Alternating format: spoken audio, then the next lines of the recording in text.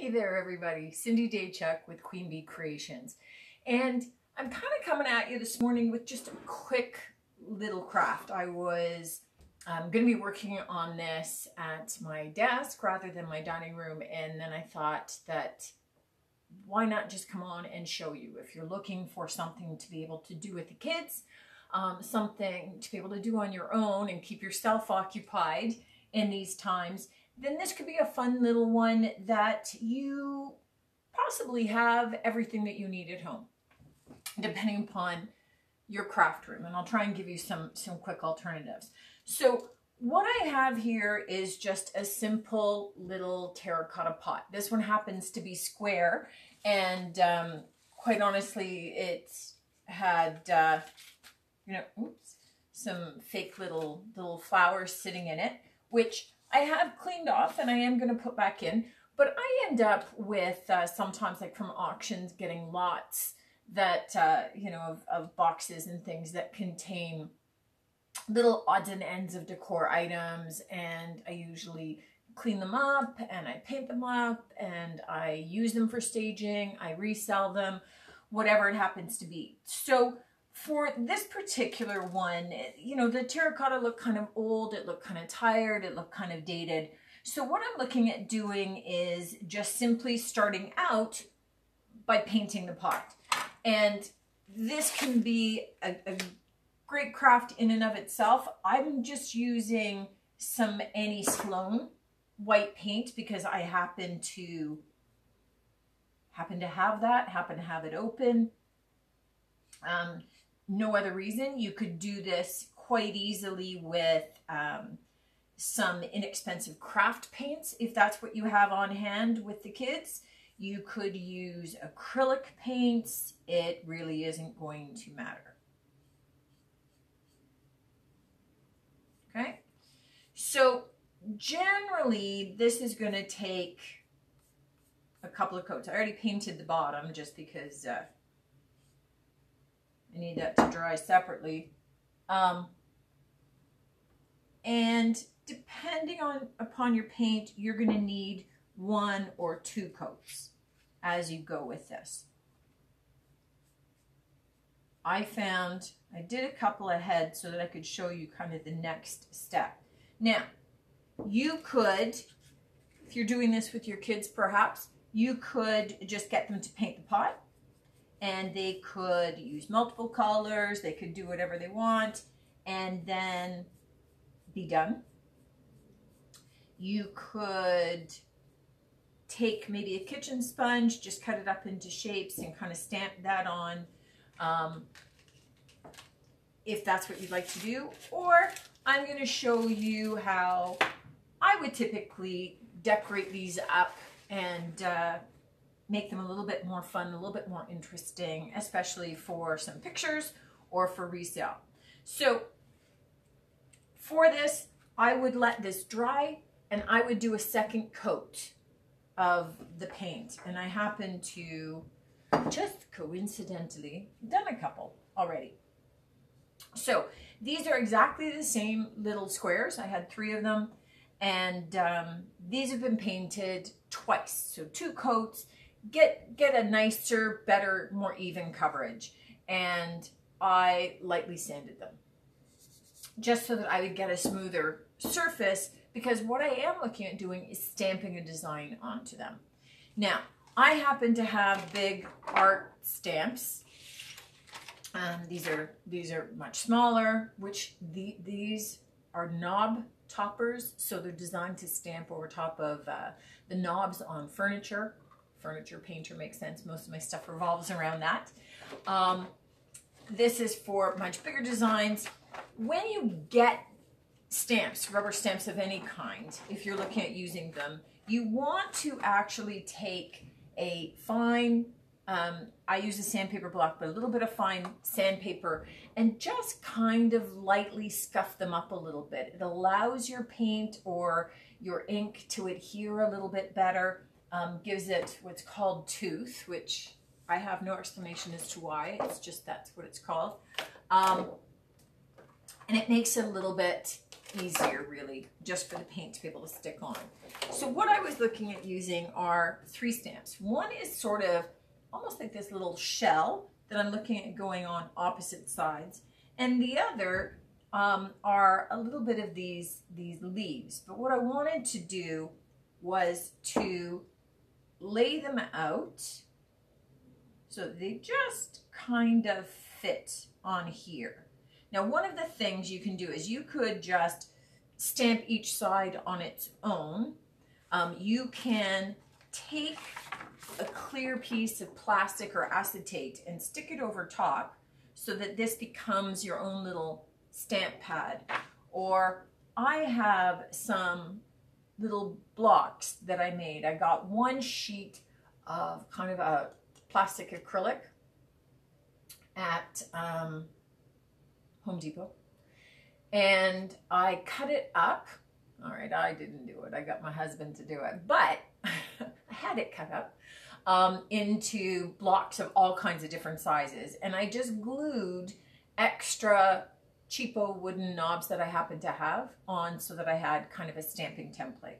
So I'm just going to use this as a way of being able to then stamp this design on easily without going crazy. And instead of paint, now I could just take paint and I could roll paint onto this or brush it on.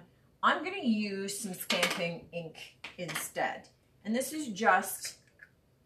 happens to be just a really cheap, inexpensive little stamping pad, but I have some good stamping ink from IOD just to kind of revitalize it.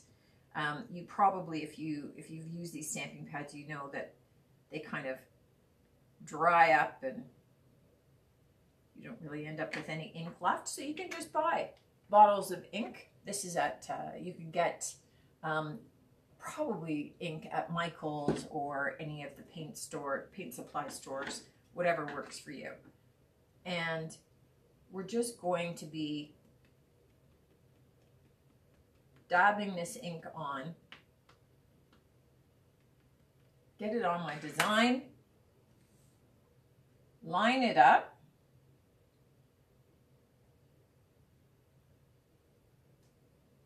and push down. Now, my surface is slightly curved, so I am rocking it a little bit and trying not to distort my image. I missed a little bit over on this side, so I'm going to see if I can manage to add it in. Awesome. So on this side, that's what we ended up with. One of the reasons I'm using the ink as opposed to paint is because this is really small and it's a little bit detailed, and I want the design to come out fairly crisp. And I tend to find that I get a much crisper image with my stamps if I use the ink rather than paint. That could just be me, but I think generally speaking, it tends to come out a little bit crisper. So we have this and this, and so we're alternating as we go around. Give a little bit of time for it to dry out. And I am thinking that I might be able to fit another little word possibly in there if I can. Let me see how that goes. Sometimes they're better in theory than in practice.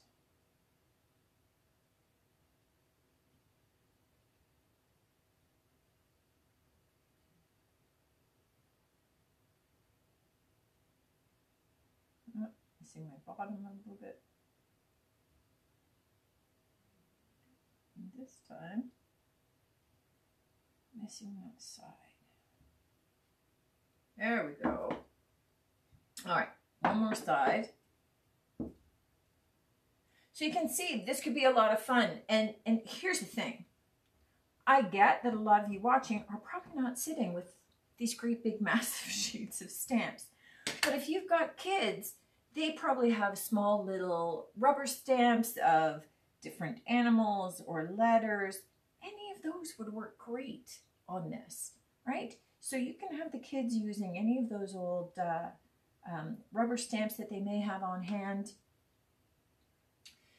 to be able to decorate this up, to be able to use.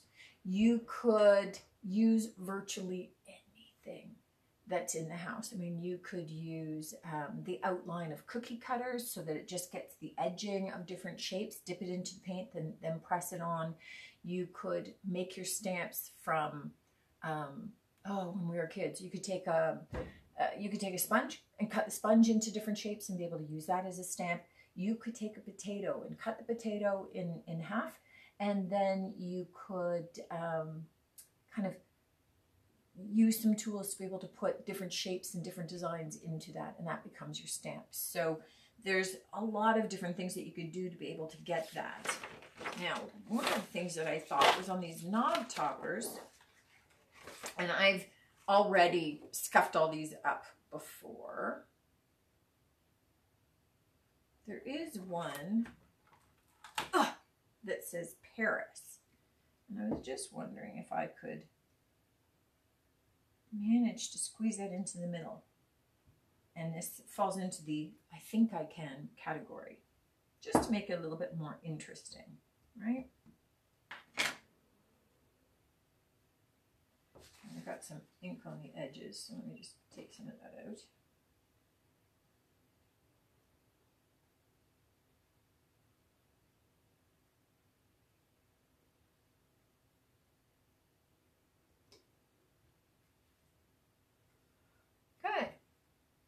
So it's going to be backward for you probably. But yeah, we managed to get the little Paris in there, which kind of picks it up a little bit, right? Gives a little bit more interest. And you can get different colors of these inks. And I'm just using black because I just wanted that little bit of contrast to it. But you can get different colors and you could be able to vary it. Once this is dry, you would look at sealing it. Now, the sealer that you would use is really going to be dependent upon your use.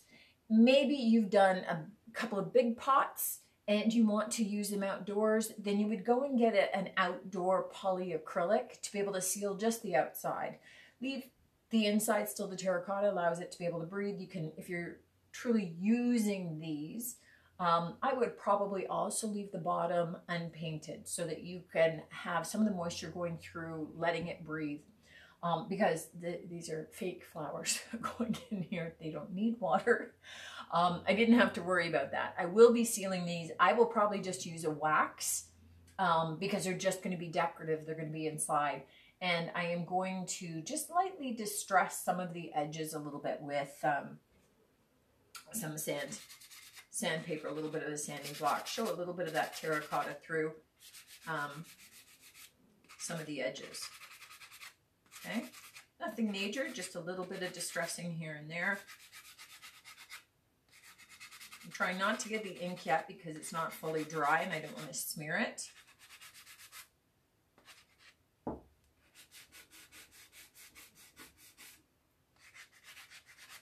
But you can just edge them up. Put the wax on, and then I get to just stick my flowers back in. Obviously it doesn't go in that one. Okay. Then it just becomes a nice little decorative item. So again, I could use this if it was real. I could put real plants in there. I could have some fake ones. These would be perfect for me for staging, or even you know, for resale, because sometimes people just need something decorative in a cabinet or in an area that isn't going to get light perhaps, but they need that splash of color. So very cute, very quick little craft, very easy for either yourself or to do with your kids. Have a little bit of fun, do something creative. Who doesn't have some old clay pots hanging around in the garage somewhere that you can dig out, clean up, decorate up, and bring some new life to them? little bit of pretty. Take care.